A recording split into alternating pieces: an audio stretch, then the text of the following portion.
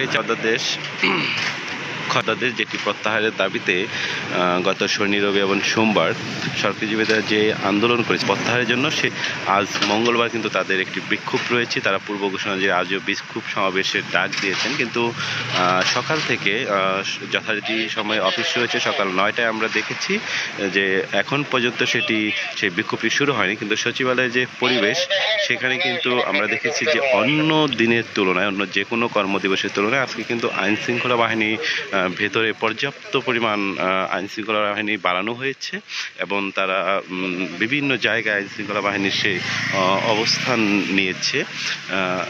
এটি আমরা বিভিন্ন জনের সাথে কথা বলে দেখছি যেন সচিবালয়ের ভিতরের পরিবেশ যেন ঠিক থাকে, কোনো ধরনের বিশৃঙ্খলা যেন না হয়, এবং এই কারণেই মূলত পর্যাপ্ত নিরাপত্তা ব্যবস্থা বাড়ানো হয়েছে সচিবালয়ের ভিতরে। আমরা সকাল থেকে, যদিও সকাল 10টার মধ্যেই সচিবালয়ের ভিতরে যে বাদামতলা রয়েছে সেই বাদামতলায় কর্মকর্তা কর্মচারীদের সমবেত হওয়ার আহ্বান জানানো হয়েছে, কিন্তু আমরা এখন পর্যন্ত সেই জনসমাবেশটি এখনও দেখতে পাইনি।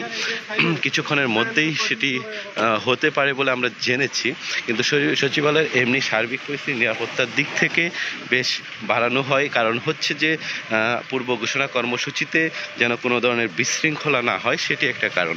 আরেকটি বিষয় একটু জানিয়ে রাখি যে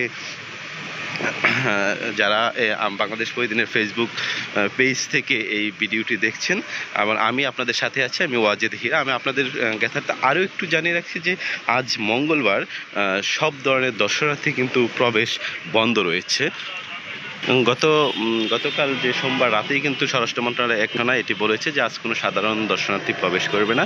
যেমনটি বলছিলাম যে মন্ত্রিপরিষদ বিভাগের পুরাতন ভবনের নিচে কিন্তু আইনশৃঙ্খলা বাহিনীর সদস্যরা বসে আছে, সময় কাটাচ্ছে, অনেকেই দায়িত্ব পালন করছে। কিন্তু একটি জিনিস আবারও জানিয়ে রাখি, সেটা হচ্ছে যে এই পুরাতন ভবন থেকে মন্ত্রিপরিষদ জনপ্রশাসন মন্ত্রণালয়টি এখন নতুন ভবনে শিফট হয়েছে, কিন্তু আমরা পুরো সচিবালয় ঘুরে দেখেছি যে সব পাশেই কিন্তু আইনশৃঙ্খলা বাহিনীর সরব উপস্থিতি রয়েছে এবং সবগুলো গেট কিন্তু আজকে খোলা হয়নি। আমরা দেখেছি 2-3 নম্বর গেট দিয়ে গাড়ি প্রবেশ করছে। এই পাশে যে 1 নম্বর গেটটি রয়েছে সেটি কিন্তু আপনারা বন্ধ দেখতে পাচ্ছেন, এবং ওই আরেক পাশের যে প্রবেশ গেট হেঁটে প্রবেশ করা যায় সেইটিও কিন্তু খোলা আছে, কিন্তু গাড়ি প্রবেশ করার গেট সবগুলো কিন্তু আজকে খোলা হয়নি।